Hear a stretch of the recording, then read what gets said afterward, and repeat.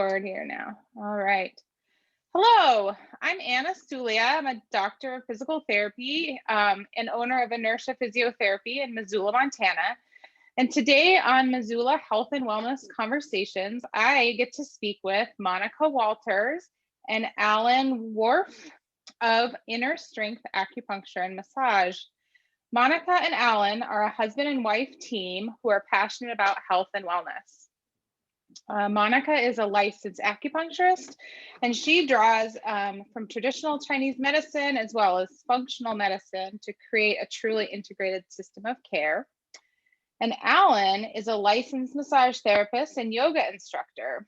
He has studied a wide variety of different massage modalities, from deep to light tissue, and he works to really understand which of those modalities is best for the client on the table. And I'm excited to hear a little bit more about how he makes those choices, as well as more about the acupuncture technique or art, really, because I don't have that much background in acupuncture. So I'm excited to have Monica and Alan here to talk with me today. So welcome, Monica and Alan. Thanks for joining me this evening. Thanks for having us. Great to be here. Yeah. So let's just kind of kick this off with maybe you guys could give me a little bit of background, or give the people listening a little bit of background of your business here in Missoula, and maybe what brought you to Missoula. Well, we have been open now for just a few months, and moved here most recently from Portland. And I grew up here and just to move back to be a little bit closer to home and family. And yeah, do you want to say a little bit more? Yeah, it's been a really fast coming together. We had big life changes come one after another, and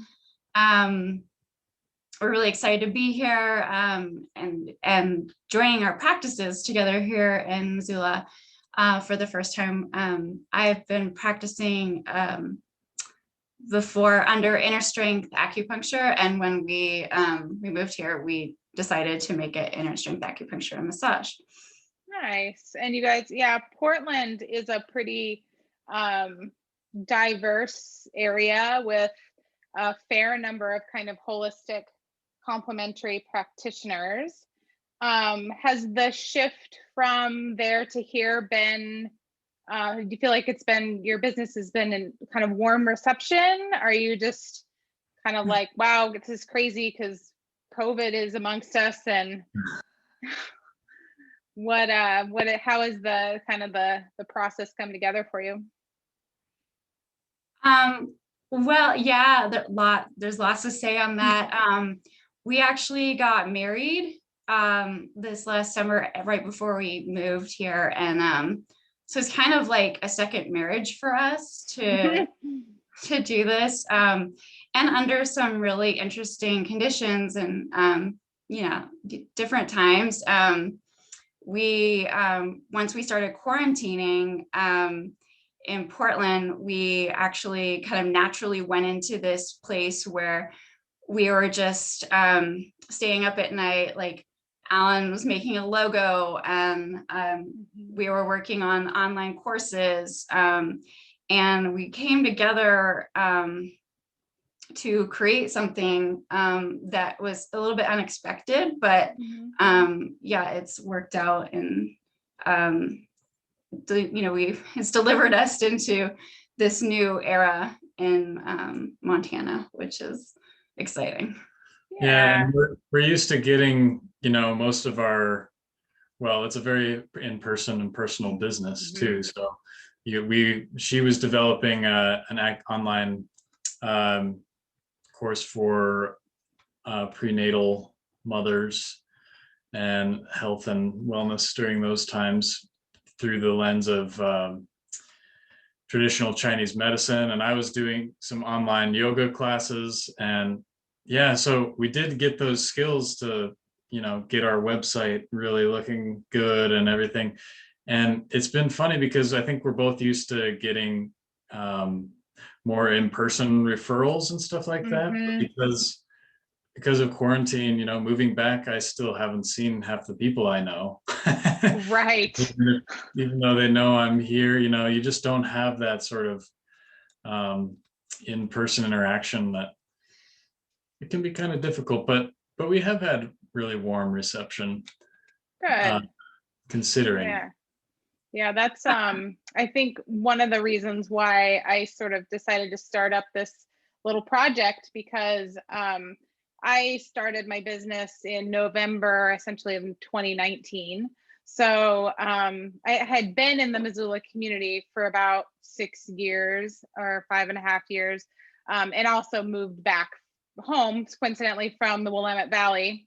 I went to school outside of Portland for physical therapy at Pacific, and then lived and worked in Portland for a couple of years. And then my husband and I moved from Eugene, because he's originally from Springfield, but Missoula is home for me. So that was a nice transition. But to then take it the next step further and come out on my own was a few years in the thinking. And then, just a few months before a once in a century pandemic was like, wow, having a few roots in the community was very helpful for my first year. But there's not even the interpersonal networking. There's not the professional networking. We don't, as providers who are doing our best to keep our doors open during COVID, we're not necessarily that excited about, people just wandering in off the street to how to hand us their card, or vice versa, like we're going into other people's places. So one of the reasons I wanted to kind of do this is that it gives us a chance to meet each other in a way that's a little safer for now. Yeah, we've even had people come in who are like, I took a chance, but I wasn't sure that you were human. Right. Yeah, it was a leap of faith. I think that, you're exactly correct in saying, like, a referral from a Google search is much different than a referral from a colleague or something like that.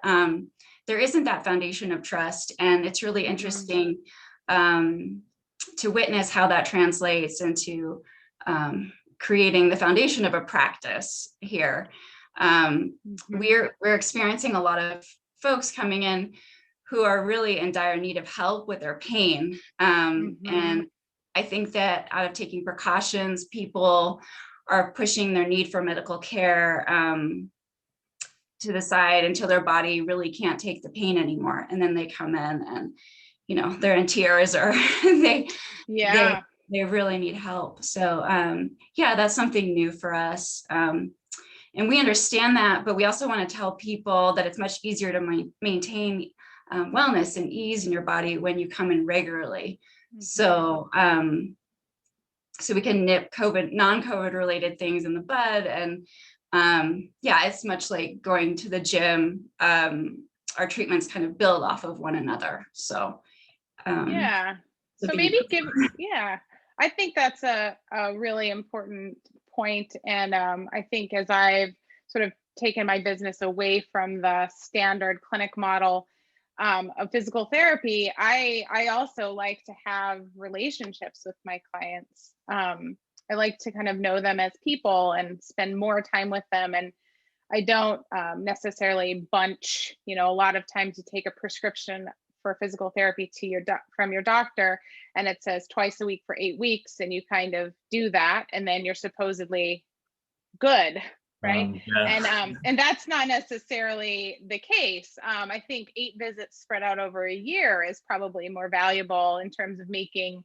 long-term changes in someone's life than that compressed amount of time. And so I think also being able to farm out to complementary practitioners, that maybe somebody does think a little bit more as a wellness type service. Massage, everybody says physical therapy and they think, well, I have to have a doctor's prescription, and what is that really? You're just going to give me exercises. So having a dialogue about people that do things differently, I think, is nice and important, so people know they have options. And sorry, did you want to say something? I think it's it's really, that's our favorite kind of client as well, somebody who knows that, it's a lifestyle more than a one-off healing session. Mm-hmm. and even especially during this time, I mean, there are a lot of people like that out there who are sort of used to having this support, and maybe feeling like uncomfortable with going anywhere, or maybe they don't, their place of where they usually go closed, or they don't feel safe there. And so, then you don't get treated. And the opposite is also true. The more you come, the more it sort of stacks on the benefits. But especially if you were used to coming or have never come at all, we get more and more and more tense, and then the pain level just keeps increasing and increasing, and Exactly. everything else can go wrong. You start getting gastrointestinal distress. And yeah, I think the real key though is people who are ready for change in their life. And we want patients to be able to tell a new and more empowered story about their health and their well-being.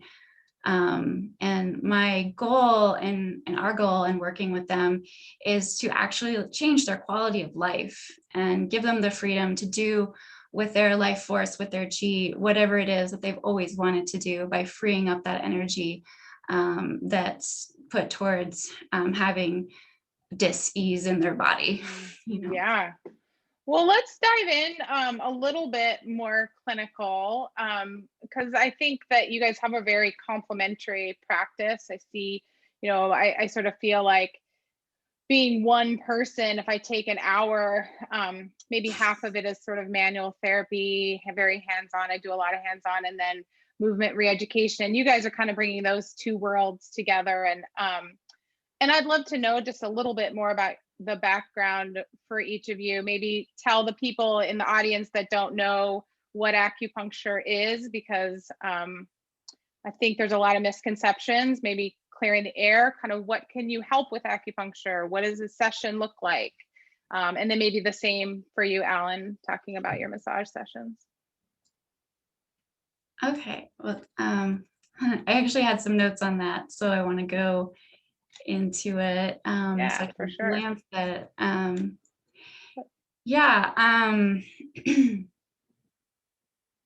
so acupuncture, for those who don't know, is the insertion of like hair fine needles into different points in the body, and they're along what we call meridians, or points that are related to the 12 primary organs in the body. And these are the visceral organs. And acupuncture is based on traditional Chinese medicine, which is a whole body and foundation of medicine that's actually very different than Western medicine. It's the best way I can describe it to people is that when I'm giving acupuncture, I'm giving these internal messages for your body. I'm not inserting any kind of substance. And I am helping to build on those messages each time that you get acupuncture. So we can treat a whole range of things. Pain is definitely something that's commonly sought for acupuncture, and the WHO endorses, and NIH, and it's been studied for that, and it actually has equal analgesic effect or pain relieving effect than opiates and really powerful pain medication. Mm-hmm. But there's so much more. There's like a whole world. When I first went to an acupuncturist, I went for pain, and then I stayed and I kept on getting treatments because I realized it could help with such a wide range of health issues. And they weren't necessarily things that were health crises at the time, but they helped to avoid health crises in the future, because I was very thorough. When you go in, you're talking about your cycle, your menstrual cycle. If you're a woman, you're talking about your, you know, what things look like with your sleep and your bowel movements. I mean, it's extensive, and all these things are clinical signs that lead to pattern identification for how to treat with acupuncture. So my favorite, oh, and I just want to mention, so the messages that your body is getting are anti-inflammatory, analgesic, anti-aging, because it enhances circulation, and you're also activating the parasympathetic nervous system. So you get this like whole bang for your buck. Pretty cool. So my favorite things to work with in acupuncture and herbal medicine is actually not pain. I like working with Alan when we have a pain case, because things go really quick, and it's a great complement. But my favorite is internal medicine based in women's health issues and pediatrics. I have a lot of extra training in pediatric medicine that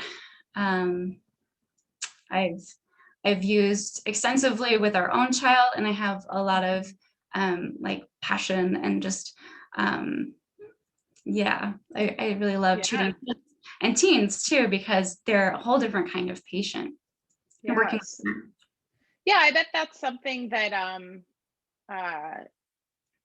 that a lot of people don't necessarily know or expect about acupuncture. I think when I get a client who's kind of been through the line of like, well, I saw my doctor and then I saw a PT and a chiropractor and I threw some acupuncture in there, and they're oftentimes a pain client. And it may be that they didn't see the right person, or they didn't stick with it long enough because they're kind of just shopping around trying to find a solution.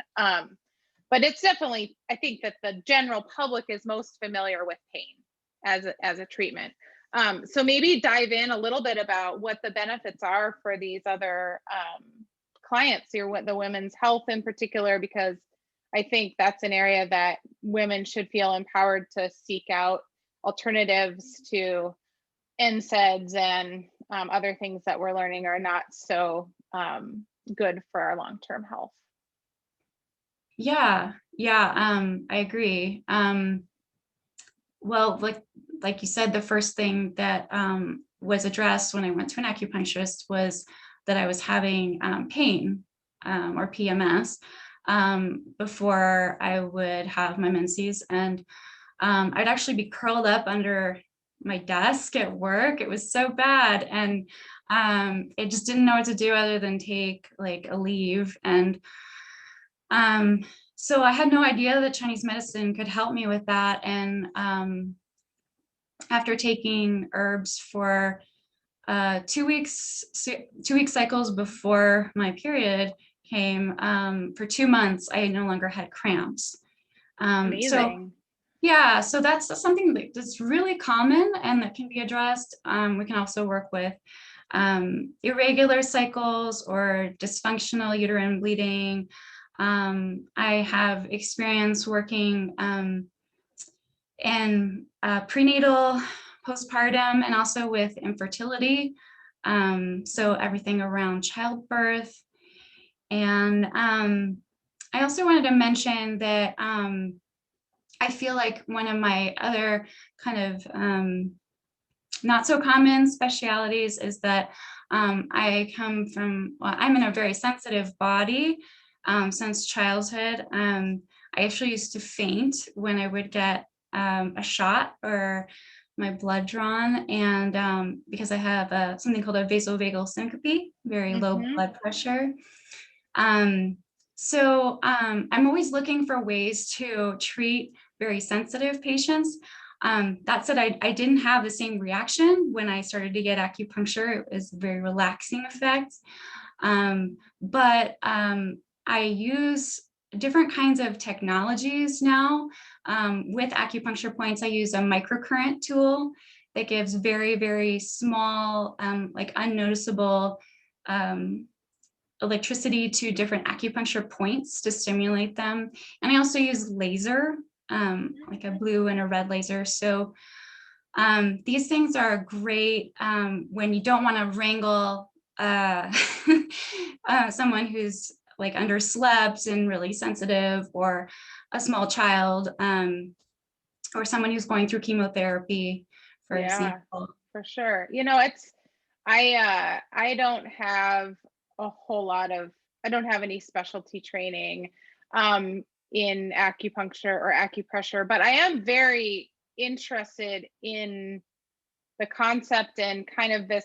I think a lot of the way I think about what I do has a lot to do with unlocking kind of neural flow, which I imagine, or neural input, or altering neural input or neural flow. And I feel like there's probably got to be some kind of overlap in terms of that and energy and kind of the things you're talking about, kind of giving the body an input that kind of pushes it towards healing itself.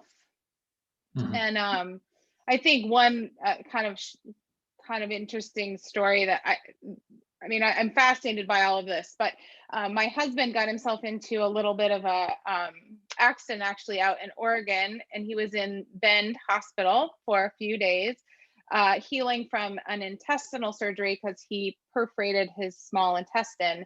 And they were just really working, the nurses, and he couldn't eat. He couldn't keep any food. He didn't want to eat, he had no appetite. And after about 3 days, and they're going, does he have a blockage? We need to go back in. I'm thinking, he doesn't have any symptoms that look like that. But I looked up some research, and there was actually an article where they used, you would probably be able to tell me the point. I'm not going to know the name of it, but there was a point sort of on the shin, and they used that, and they were actually able to decrease the time for colon cancer surgery patients from the time that they sort of had surgery to when they were able to sort of eat and have bowel movements.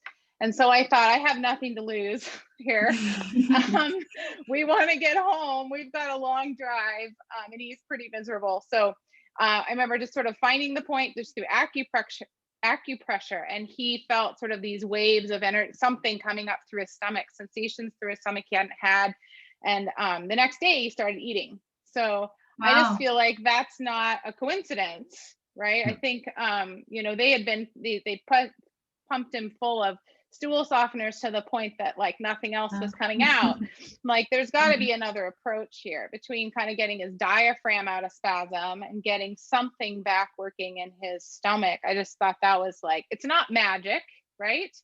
But sometimes it feels that way. So how do we describe that to our clients? Like the more you dig in, I feel like our Western medicine brain wants to make sense of everything. And a little more of the Eastern philosophy is it just worked. It just worked. But there's probably a really logical explanation as to why that worked. Yeah, and I think that, you know, the nature of the treatment itself really says a lot for that, which is that, you know, it's you lay down, you're still for, you know, an hour, up to an hour usually, and you're just like sort of allowing things to move. And even if you're just hitting a point or two here with the electronic stuff that she's using, treatments can actually go really quick if you need them to, which is nice too. But it's even when you're doing that, it's like we'll do it before bed sometimes, and it's just like, you know, we get tired. And we're just like, now this is what we want to do, and and that, you know, that's my experience giving massage too. Is sometimes it takes people a little bit of time to relax once they get on the table, and during that time, or depending on how easily they relax, it's a little bit hard for me to read what's going on, because, you know, for the people who are very hard and slow to relax, I'll be, you know, working on a muscle, and their arm will be like straight up in the air, and I'll be like, just relax your arm, you can let it fall down to the table, and they're like, well, I am, All No, right. it's up there and there. You're holding You're it. like playing tug of war and they're like, I am relaxed. And you're like, Yeah, oh, but let's try for those differently. who are maybe a little bit quicker to relax, it's almost like I can tell what needs to be done even from just touching their feet or something like that, Mhm. because you can see the tensions sort of start to melt out of their body, and you can see where it remains and where maybe there's some lack of tension or things that need like a more stimulative input. Mm-hmm. So you have a pretty wide breadth of massage techniques that you talk about on the website. How do you sort of decide what avenue you're gonna take someone between something like Reiki to Thai massage? Yeah, that's a really good question. It's not always clear, and like I said, sometimes it happens with the intuition in that moment where things start to relax, and it's just like, oh yeah, I know. And usually I get the feedback. They're like, "How did you know?" That was exactly the point. It's Mhm. like, well, I didn't know, but But now I know. but I guess I can kind of describe it in that, like, I just tried to uh, glean all this information from all the different perspectives, as if it's like wise people talking to me, and even um, yeah, books, YouTube, things from outside of school, things that just sort of come to me from my own experience or that I learn with a client on the table. Um, and there are patterns that sort of crop up, and um, to simplify it a lot, I think that um, there are areas that are tense and short. They're tense and tight because they're shortened and they never open. Mhm. Usually that's like a chest area, um, Mhm. that we spend so much time on computers and driving that we just get really tight and tense, and it never opens up and gets long in there. Um, and then there are other areas that are tense and tight because they're actually long. And so that's the opposite. It's Mhm. on the back and the neck and the shoulders.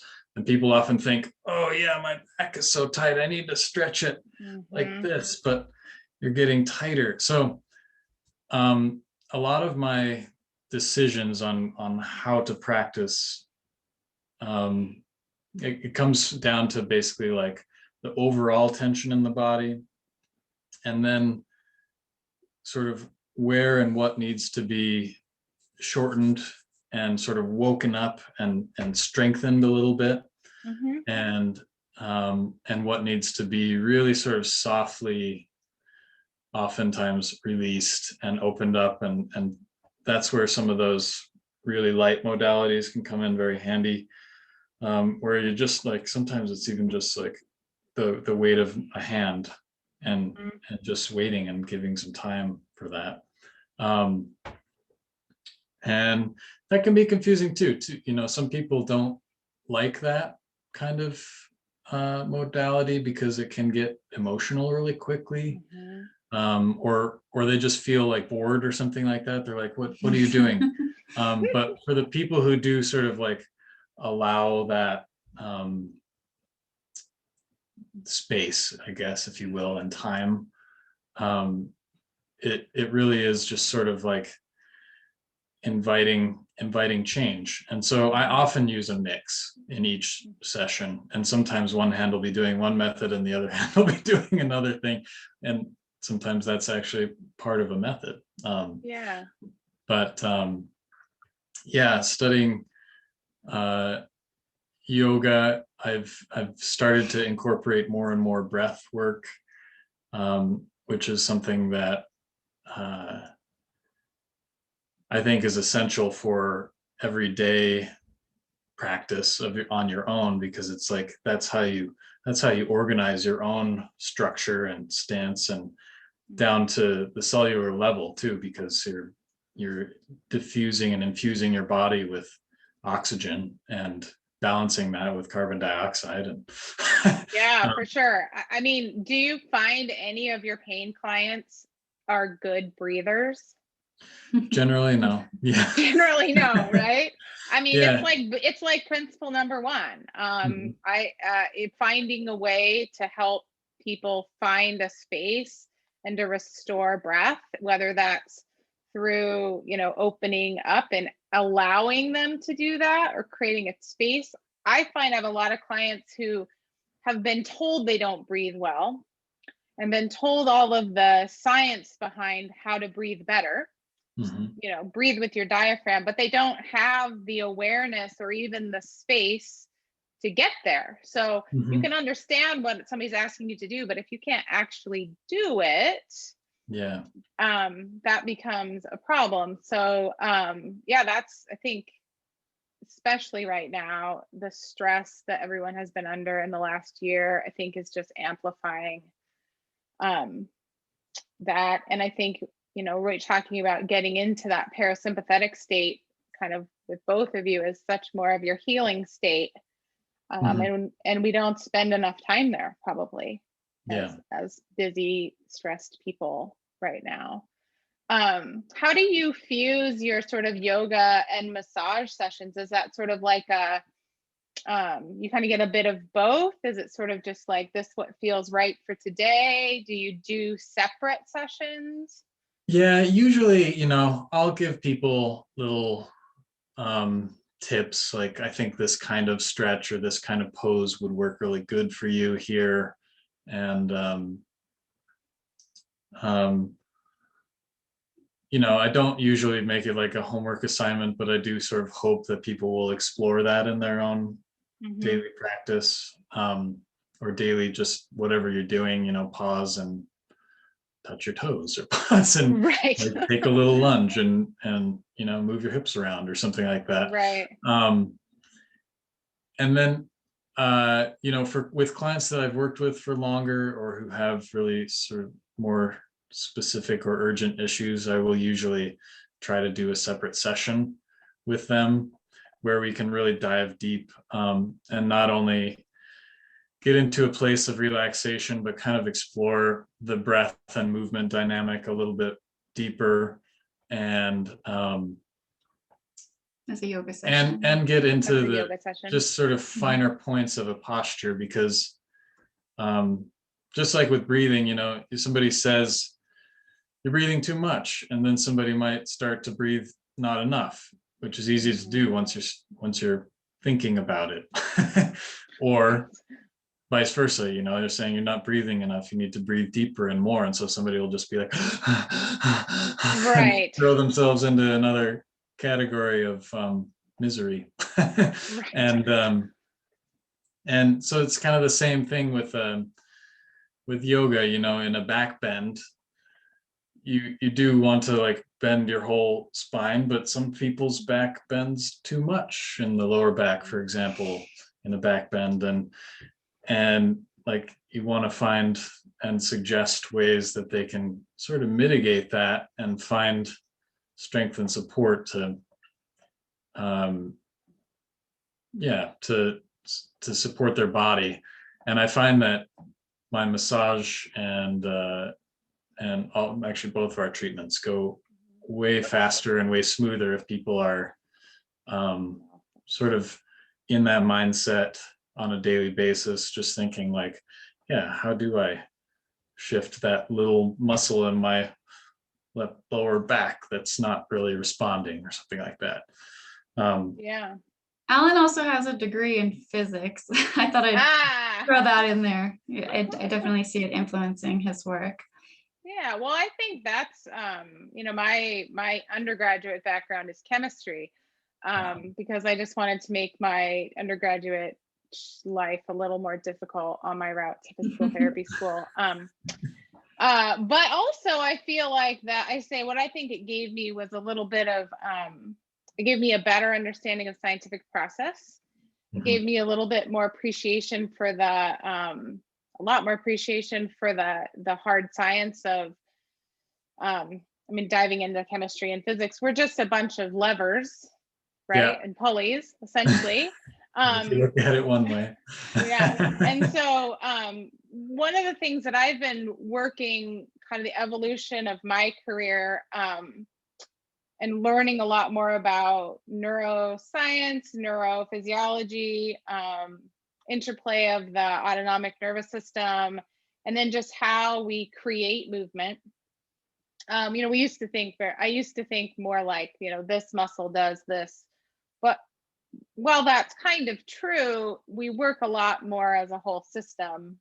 And so one of the things I've been trying to work with in my practice is using imagery more to create postures and positions and movements, rather than and trying to take it out of the cognitive realm of saying, stand this way. Say, what if we could think about standing as if we grow 1 millimeter taller to the ceiling?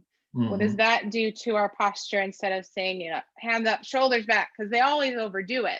If we make everything all about our cerebral processing, they overdo it, and then they just create more opposite stiffness, right?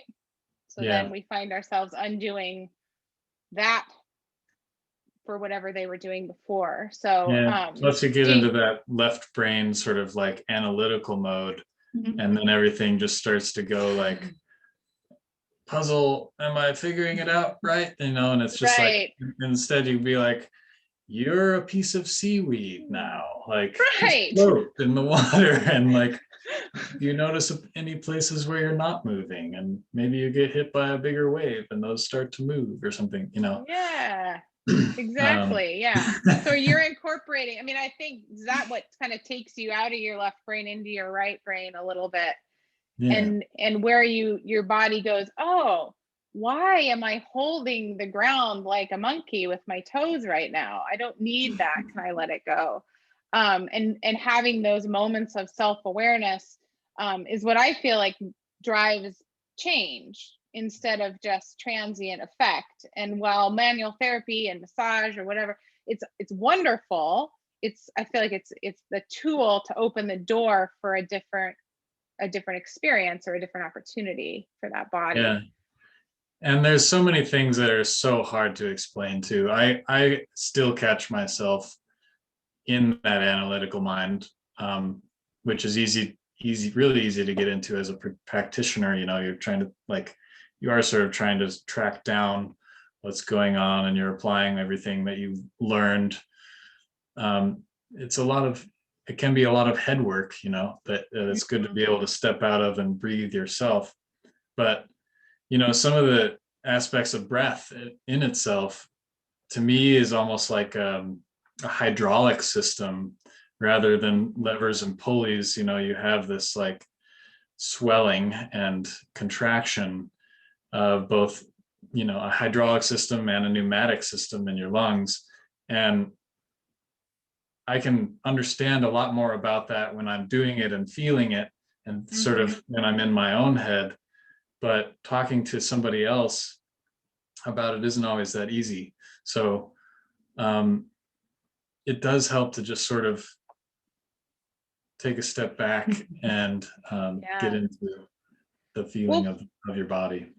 For both of you too. Even like dealing with women who are dealing with severe PMS symptoms that could disrupt at least a week or more of their month, or a low back client or something.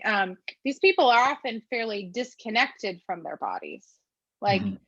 I think the more that you probably dive into your personal experiences and practices, the more ahas you have in your own body, and you think, well, how can I impart this wisdom on someone else?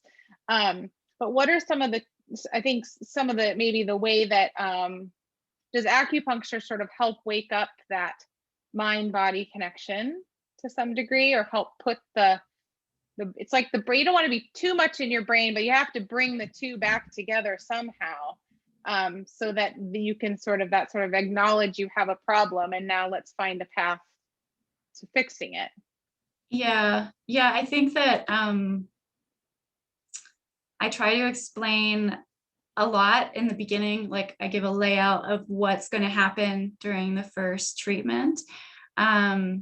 And if someone's really, I guess we would call it right-brained, or if they're kind of stuck in really needing to understand what's happening to them, with the acupuncture, what I'll do is I have something called the AcuGraph, which is really interesting piece of acupuncture technology that has a probe with and measures electrical conductivity relative to the source points on all of the hand and feet meridians.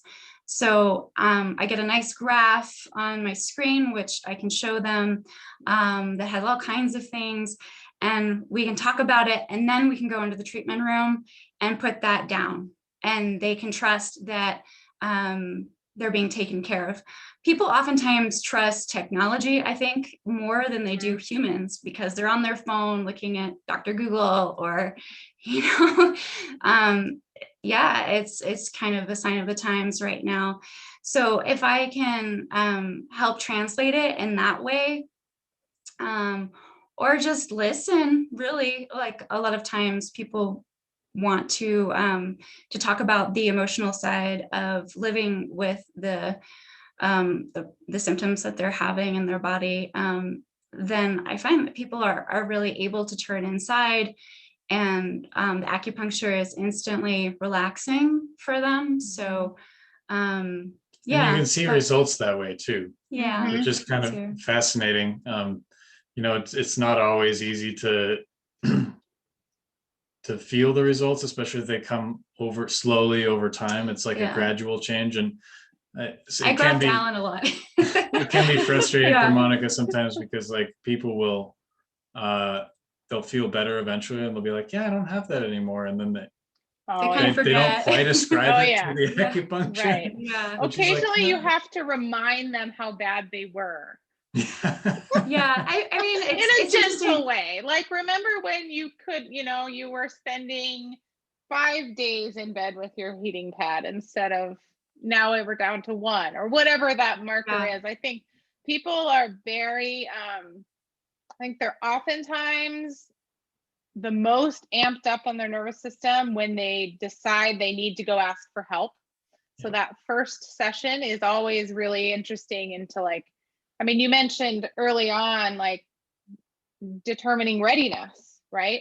Like, if someone is, these are you guys work in the realm, I work in the realm of like some really effective treatments, but it's gonna be like throwing a ball off a wall if they're not in a space to embrace change. So how do you sort of assess that situation? Or have you ever turned a client away because you thought maybe this isn't gonna work because you're not in the right space? Are you asking Alan or either of you? Yeah, either one of you. Okay, I guess I'll speak to that. Or fired someone because they weren't in the right space. Yeah, I guess the number one sign that someone wouldn't be in a readiness space is if they were prior to receiving treatment kind of doubting the results that they would get. Usually people are ready. And if they're not ready for needles, that's okay too, because I have these other tools and I can still do acupuncture.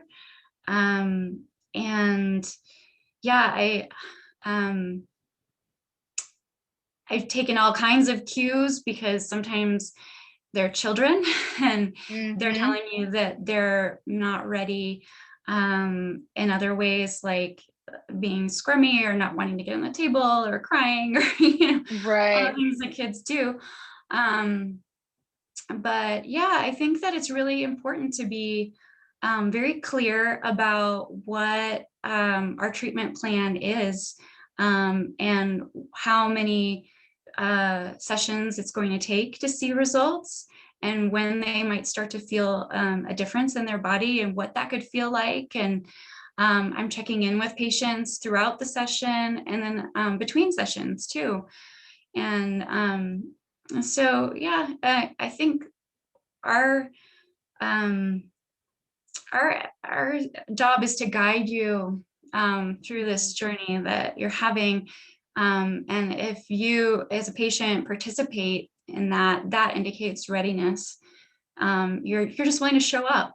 That's pretty much it. Yeah. And it does kind of happen naturally to me, you know, or for it seems to me, you know, because if they are working with you and if they are sort of in there to heal, as opposed to sort of be healed,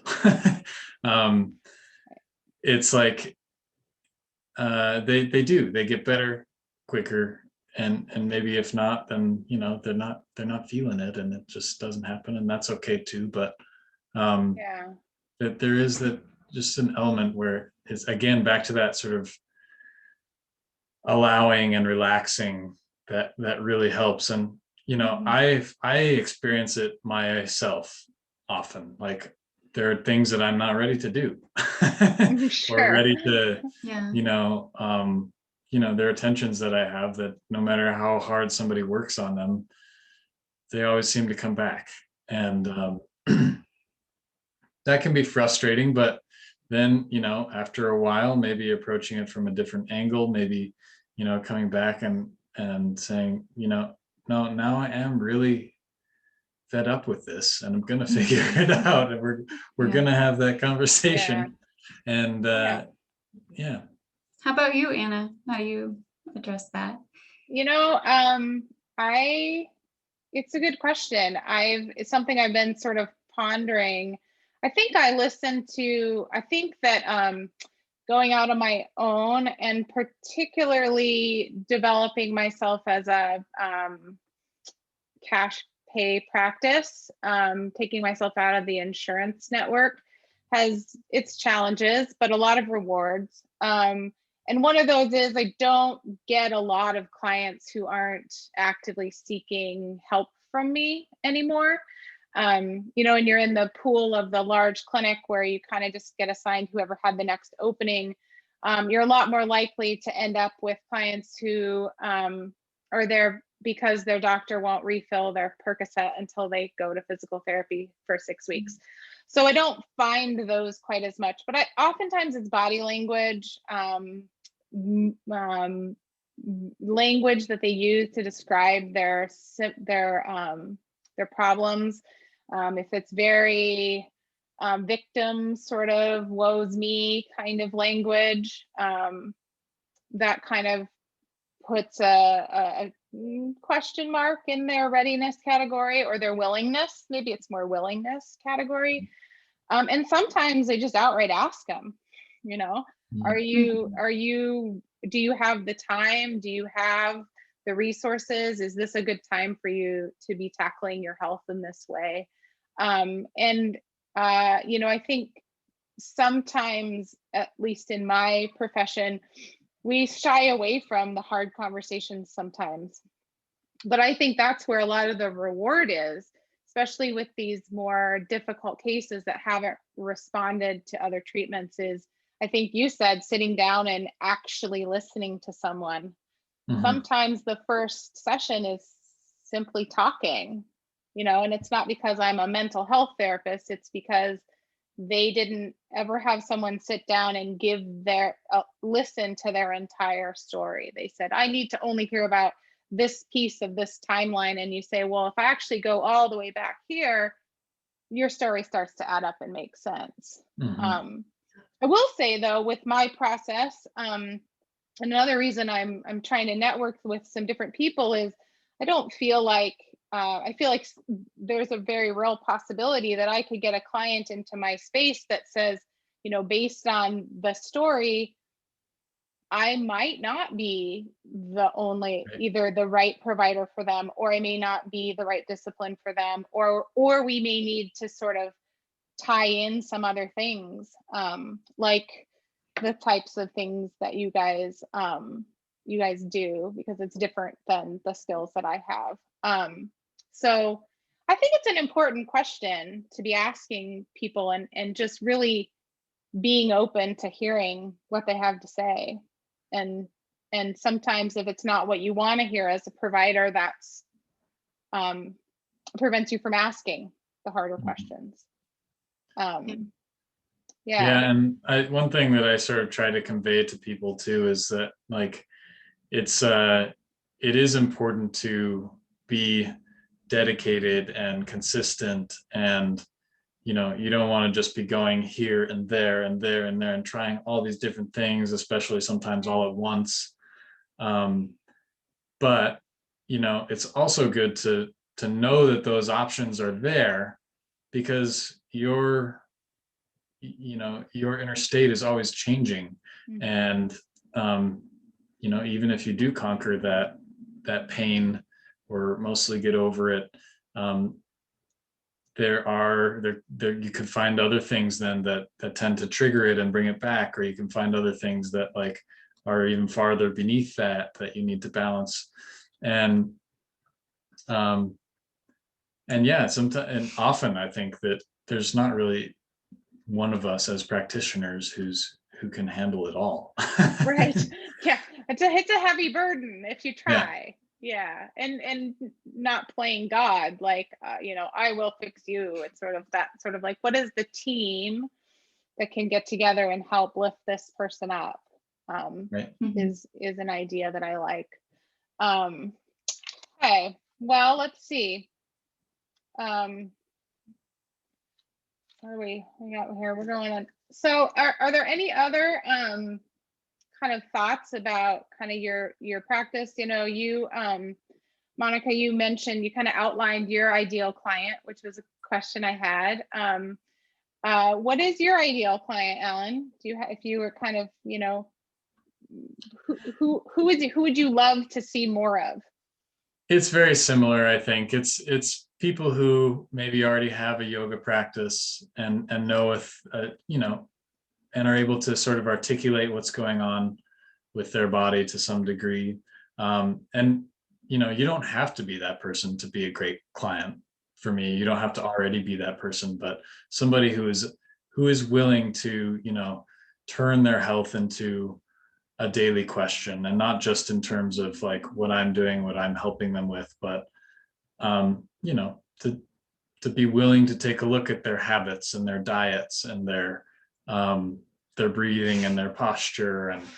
And yeah, it's those kind of people that just we in a treatment session, it's almost like this conversation that's really engaging, and we both leave with having learned something and feeling great. And yeah, I guess in a nutshell, that's it. Yeah, excellent. Okay. Oops. Let's see. So, and I know it said you guys, so I guess maybe we'll just look at kind of wrapping up a little bit. You guys, are you doing, I think you mentioned you were doing maybe some video or some telemedicine stuff in response to COVID. Are you doing much of that? Are you're offering it, getting any takers? We haven't been getting takers. We are offering it. Monica? Since I started doing that, actually I started doing telemedicine in 2017. And I offer, you know, herbal medicine that way, and I do a whole assessment, and I'm often, you know, curious about diet and lifestyle and those kinds of things that can factor in. And I've had some patients that's been very good for it, and I have platforms online set up through different companies where herbal medicine and supplements can be shipped directly to you. So that's nice, but I think it kind of dropped off, you know, getting through this last move. And Alan was teaching yoga online for a while. I was taking his classes, which was really nice. Yeah, I had classes that you know, it was kind of hard to get people to attend because it was through a health and wellness clinic that didn't generally offer yoga. We were kind of doing it as a substitute, and it was really fun. And I learned a lot about cameras and lighting and and my own self in front of a camera and watching those recordings and being like, oh, there's a lot to learn here. But then I did have a couple of clients who really benefited from just a one-on-one sort of like assessment and let me show you these 5 poses, and we'll meet the next week or in a couple of weeks and sort of do it again and add and subtract and yeah, it got them through to when their physical therapist opened back up again. And I think that a lot of people are now starting to open back up in their physical locations, and it just hasn't been as much in demand. Yeah, I was able to sort of launch the idea of telemedicine pretty early on because the documentation platform I use does have that embedded. It just hasn't, I don't think it's been a real big focus of people in Missoula, but and hopefully we're on the, hopefully we're moving in a better direction, and particularly for those of us that kind of rely a lot on touch to heal or help our patients heal, we can stay open and keep our doors open and be here for them. But I think a lot of people were just sort of delaying care until and maybe maybe Missoula is just not as tech savvy or tech interested. We'd rather go hike up a mountain or play with our dog or something. Yeah, I mean, there is the element of a space too. When you go to, I'm sure your office has like a certain feel to it that is, like your patients are going to feel held and supported and understood more there than they would staring at a screen in their own dirty living room or whatever. And they're like in the background going, oh, I should fold that laundry or or what have you. So well, so let's talk a little bit about if people are interested in getting in touch with you or scheduling an appointment with you, what is the best way to do that? We spent a lot of time on that and put a lot of thought into that. So we hope people can find us easily. Yeah, we're online at innerstrengthacupuncture.com. We love a phone call too. That's great. Yes, call us. Yeah, call us. Let's chat. Free consultations. If you're unsure if we can help you or you have a specific condition, we'll definitely take the time and and sort out what kind of treatment plan might be helpful. We do have packages that we put on our website for new patients that are kind of categorized into different types of folks that we think might want treatment. And that's getting the best of, both of what we have to offer. But we know that people can't be put into boxes and categorized necessarily. So we're happy to do like a customized package for you if that's needed. And we just got a patient portal up so that patients can not only make appointments online, but they can log in and view their upcoming appointments and what packages they've bought. We have gift certificates on there, and probably you can communicate with us that way too, if that's what you prefer, or what you happen to already be. And then I also wanted to say, with what we were just talking about, the pandemic question, we have, in my opinion, one of the best outfitted places I've ever seen. We have in each of our rooms, and the building has like a UV filter and a HEPA filter that's sort of constantly going. And then we have our own filters in addition to that. So, and we're wearing masks and we're cleaning everything up. And so we feel really safe and secure with our patients, and we hope that they do as well. So. Yeah. And where is your office located? We are on the west side of Reserve Street on 3rd Street. So just right across the street from the Le Petit Bakery, not the outlet where they sell bread, but where they bake it, if you happen to know where that is. So or you the get to Orchard smell- Homes, where the Mhm. winter market is at Orchard Homes. Yep. Yeah, we're right there. Excellent. Okay. Well, do you guys have any other thoughts or questions that you'd like to share tonight? I just really want to say thank you so much for having us on your show. Like we Yeah. on your podcast. Like we said, it's been really difficult to get FaceTime with people and professionals and you know clients included. So yeah, we really want to participate and grow in a network of other health practitioners here in Missoula. I think that's what makes life rich and, you know, your practice rich. I believe in the abundance that there's more than enough patients and business to go around. And so we're looking forward to getting to know more and more people like yourself here as we root and grow and hopefully flourish in our new home.